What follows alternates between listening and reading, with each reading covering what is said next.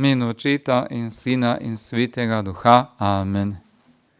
Spoštovani katoličani, prejšnjo nedeljo sem vam omenil Jozefa Stalina.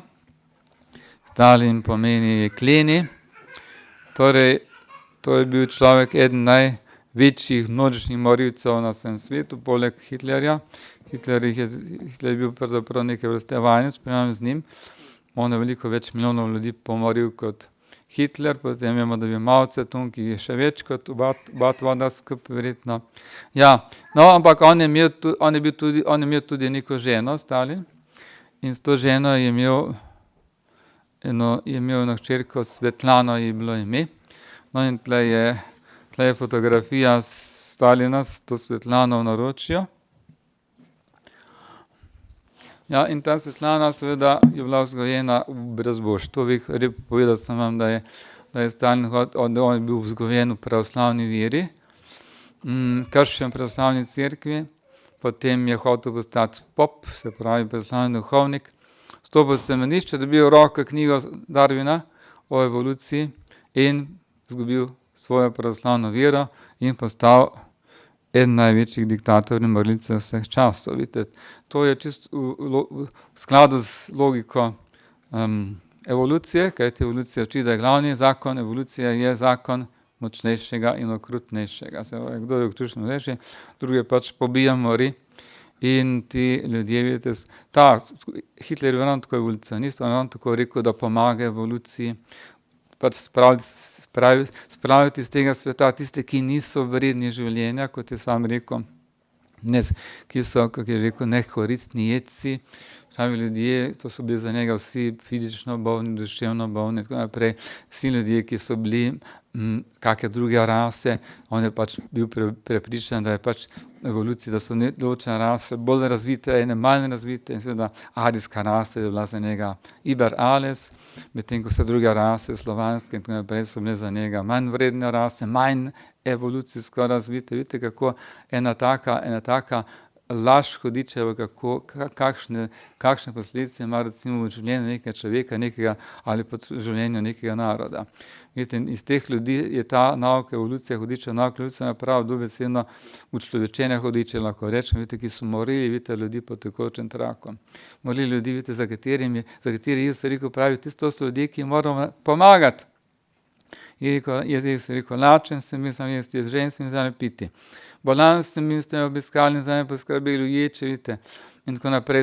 Vsi, ki so potrebni na tem svetu, vidite, na pomoči drugih ljudi, vidite, to so ljudje, za katere moramo skrbeti. Zato je tudi katoliška cerkev ustanovila bolnišnice, prej tega niso poznali kot takšne, vidite, zato se še danes imenujejo tisti, ki delajo v bolnišnicah, bratje pa sestre, medicinske sestre, medicinske bratje. Jaz sem zadnjič prvič enkrat oziroma prejšnji sem šel na neko pravljenje, slišal medicinskega brata, sem rekel, vi ste prvi medicinski brat, ki ima opravka z mano. Ja, rekel, nekaj nas pa je v Sloveniji. Ja, v Avstriji jih je več, oziroma v drugih državah. Ja, vidite, cerkev je tista, ki je to ustanovila zato, ker moramo bližnjim pomagati, sploh pa tistim, ki so bolni, šibki, vidite, ki potrebujejo našo pomoč. Vidite, evolucija uči ravno obratno. Tako je treba spraviti tega sveta, jih uničevati, vidite, ustvarili pa bolne za evtanazijo, spraviti na drugi svet, vidite, kaj danes uzakonjajo po celem svetu. Evolucionisti, razumljivo, vidite, ker imajo to hudiče v naši glavi. Potem nerejene otroke, ki so šibki, seveda brez pomoči, je treba moriti, seveda, še preden pride na ta svet, vidite, to je spet zakon evolucije, seveda, in seveda paradni kon feministk, seveda, one hoče imeti, one imajo pravico na življenje človeka, vidite, na smrt, kar ima samo Bog in nihče drug. Samo Bog. In to, pred volitvami, ko so bile te naše volitve, kaj je bilo tam 21. leta, sem rekel v Cankarjevem domu, predvsem tiste,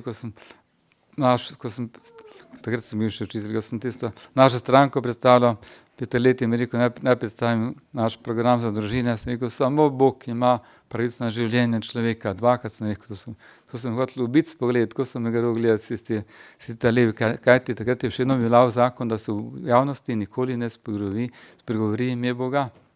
Jaz sem ga dvakrat spregovoril in Bog je takoj zmagal. Kot pravi Sveti Avguštin, pove resnico, pa se bo sama branila, resnica je kakor lev.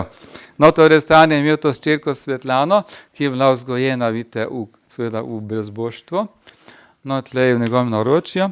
No, vemo pa, da je dal Stalin pomoriti na milijone ljudi, da je hotel uničiti krščanstvo in seveda, ker po moje je bil obseden od hudiča. No, tako kot Hitler pa Mao Tse-tung, pa ostali množični morilci. In seveda, da je dal mučiti, seveda ubijati kristjane. In tle je ta katedrala Jezusa odrešenika v Rusiji, ko je dal ena izmed na 100 cerkva, katedral, ki jih je dal porušiti, dobe uničiti z dinamitom, vete. In samo v 2 letih, od 1937 ano domini 1938, je dal pomoriti okrog 168.300 ruskih pravoslavnih klerikov. Samo v 2 letih. Ja, recimo, ko je ta njegova hčerka Svetlana, tle je še ena fotografija te njegove hčerke skupaj s Stalinom, ko je ta njegova hčerka Svetlana hodila v šolo, so njeni sošolci v sošolki vsake tog časa so ji dali kakšno pismo, v katerem je pisalo, sem rekli, dej svojemu očetu, Jožefu Stalinu. V tem pismu je pisalo, da so njihovi sorodniki, da so zginili, da so enostavno zginili, ni bilo več nazaj. Policija odpeljala in jih ni bilo več, umorili so jih. In mislili so, da je Stalin to nič ne ve, kaj se dogaja. V resnici je bil on za vsem tem morenjem. No in potem je rekel tej svoji Svetlani, pravi, dej, nehaj biti poštni nabiralnik, pa mi nehaj nositi ta pisma. No potem, ko je bila večja, starejša, je povedal, pravi, ti ljudje, ko tudi njeni sorodniki so zginili, kaj pravi, enostavno so jih je dal pomoriti. Je rekel, zato pravi, ker so preveč vedeli in ker so šli na roke našim sovražnikom. In da tudi svoje sorodnike je dal moriti. In ko je Svetlana bila že večja, pa je spoznala nekega fanta, s katerim se je hotela poročiti, Stalinu ni bil všeč in ga je poslal v Gulag.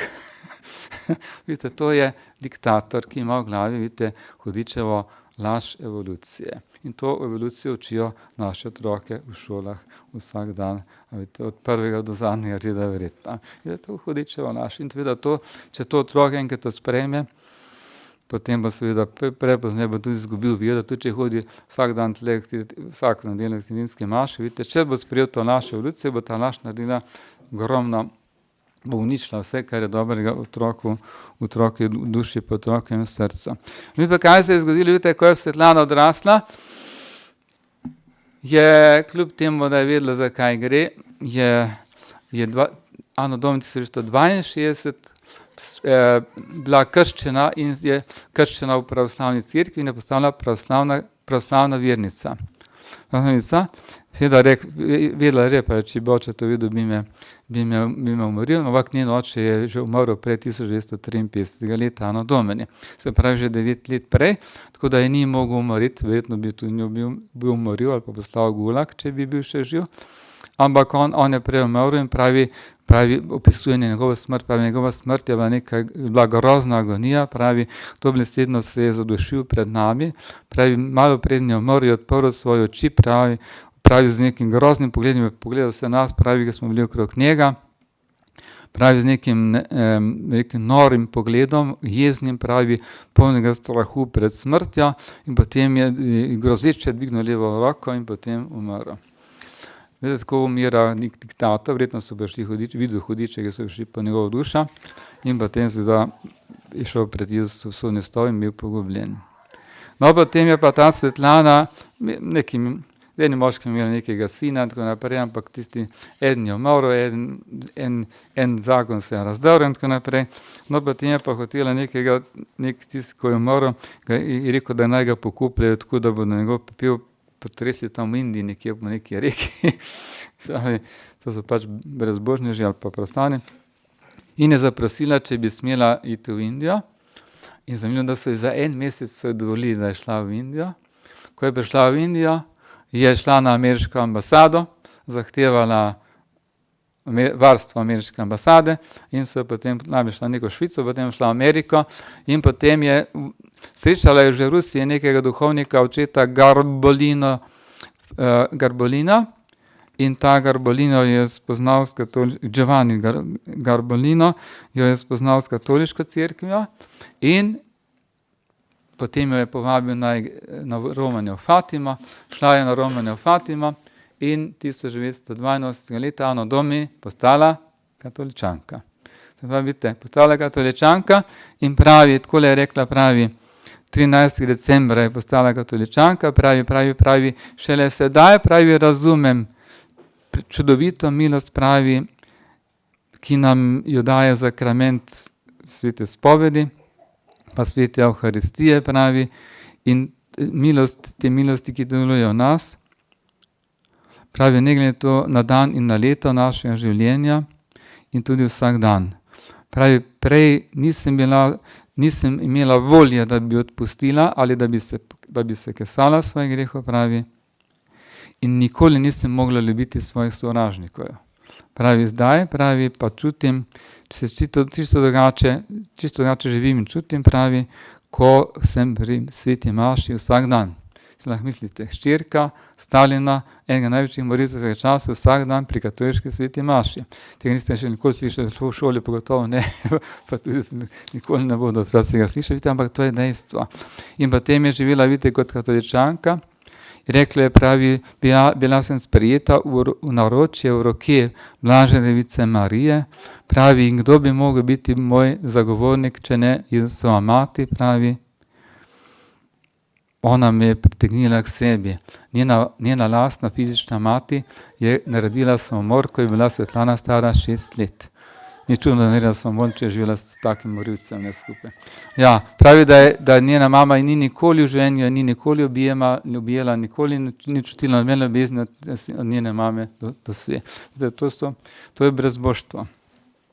To je brezbožstvo. Vidite, kaj je ta dogodek iz te hčerke Svetlane, vidite, dokazuje. Prvič nam kaže to, da je 3 velike resnice katoliške cerkve, tradicionalne resnice katoliške cerkve. Prvič, da je Božja volja, da se vsi ljudje na tem svetu zveličajo, kakor piše v Svetem pismu. Pride do spoznanja resnice, do spoznanja Boga, pravega Boga in da se zveličajo. Zakaj se potem toliko ljudi pogubi?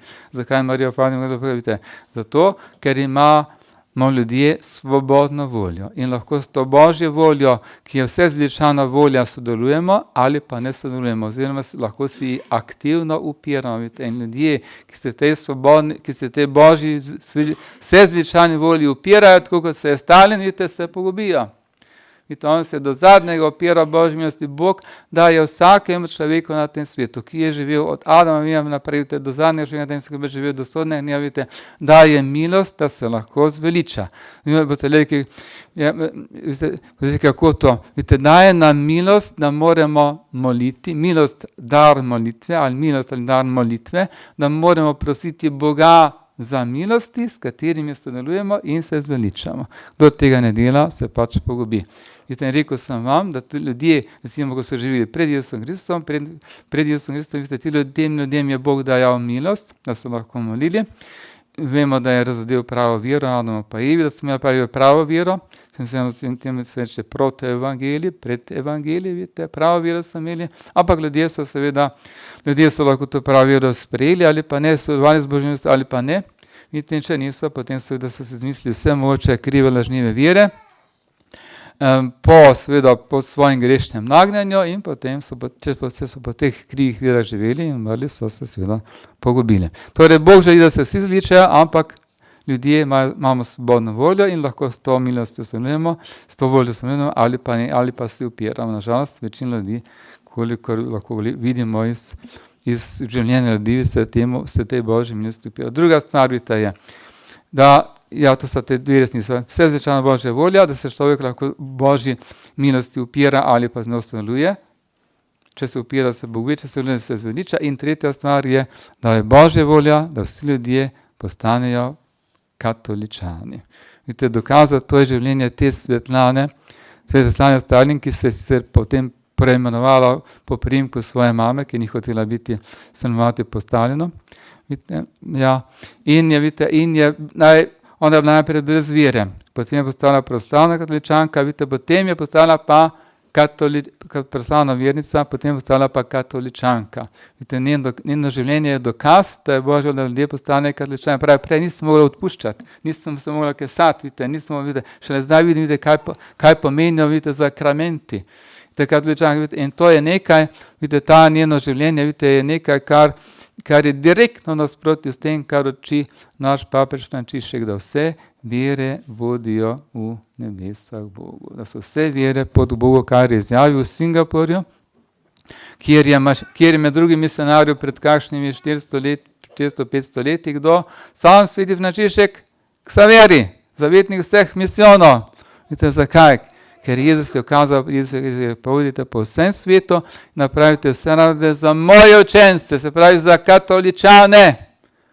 Vidite, če bi vse vere vodile v nebesah Bogu, potem Jezusu ne bi bilo treba priti na ta svet. Zakaj? Ker je že pred Jezusom bilo veliko ver na tem svetu, na stotine. Vemo, da imajo Hindujci imajo na tisoče bogov. Zdaj pa povedite, kjer Bog, njihov Bog pa vodi v nebesa lahko, če jih imajo na tisoče. A vseh tisoč vodi v nebesa.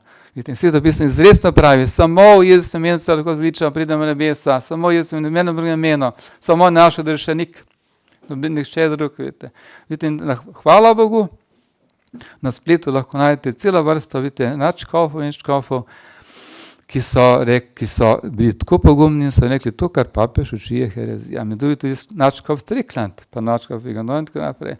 In potem imate, jaz sem vam dal na svoj blog, preberite si v angleščini pač je, ampak če bi to Bog premavil, lahko premavil vse že, vidite, bi lahko bevali jutra večera, pa imam tega kanonista, ameriškega kanonista Moreja, vidite, ki je ravno tako izjavil, pravi, ta nauk papeža je direktno nasprotje s tem, kar je učil Jezus Kristus, naš Bog in človek.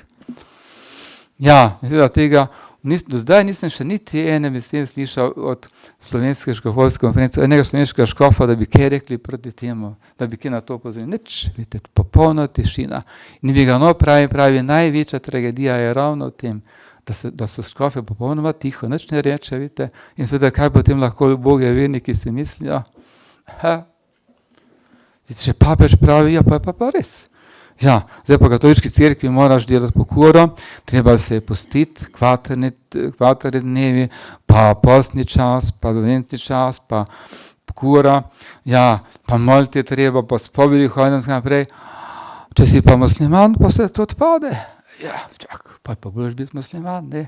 Pa, če si pa hindujc, pa še tisto njihovo aerobika muslimanska odpade, pa si pa boš biti hindujc, ne. Razumete? Vidite, to je hudičeva logika, to ni Božja logika. Vidite, temu se moramo opreti, vidite, na to moramo opozarjati.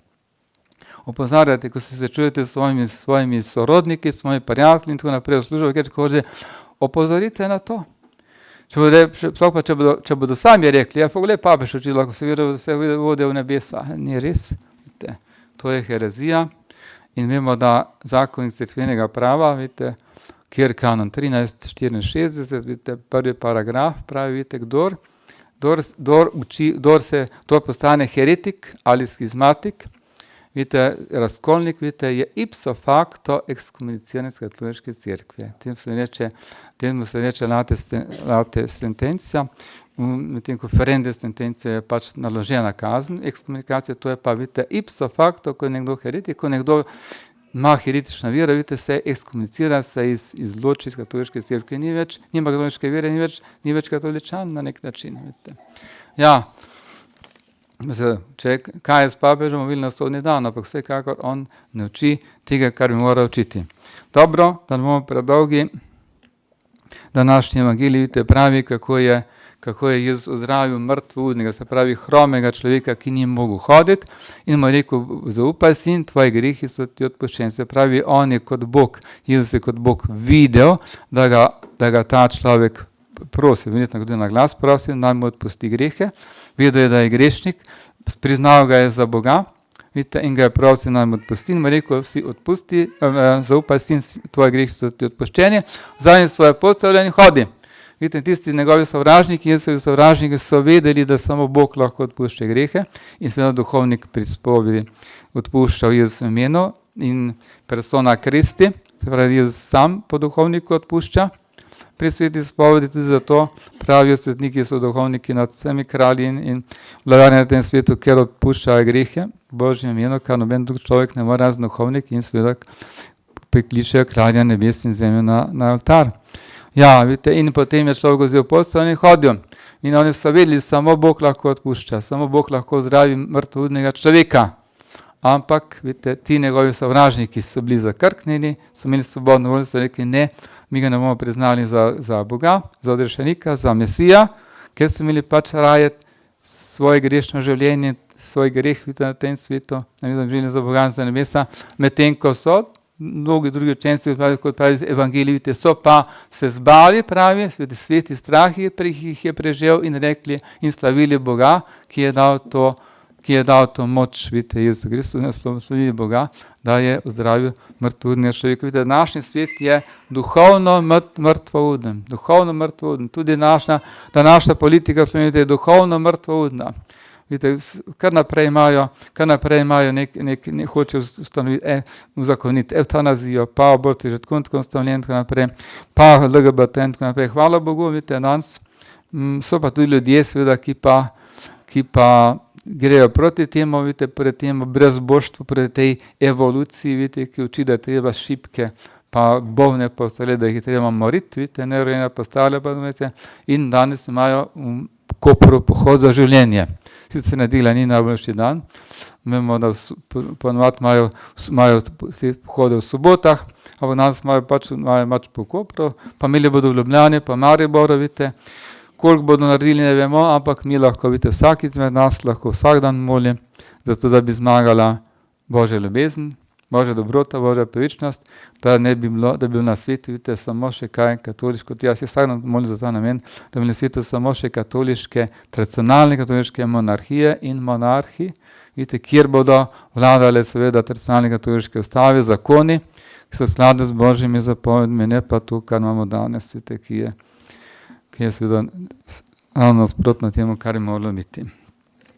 Bog naj nam pomaga, vidite, in naslednji teden bomo praznovali praznik enega našega največjih patronov, zavetnika tradicije, svetega angela Mihaela, in Očeta in Sina in Svetega Duha. Amen.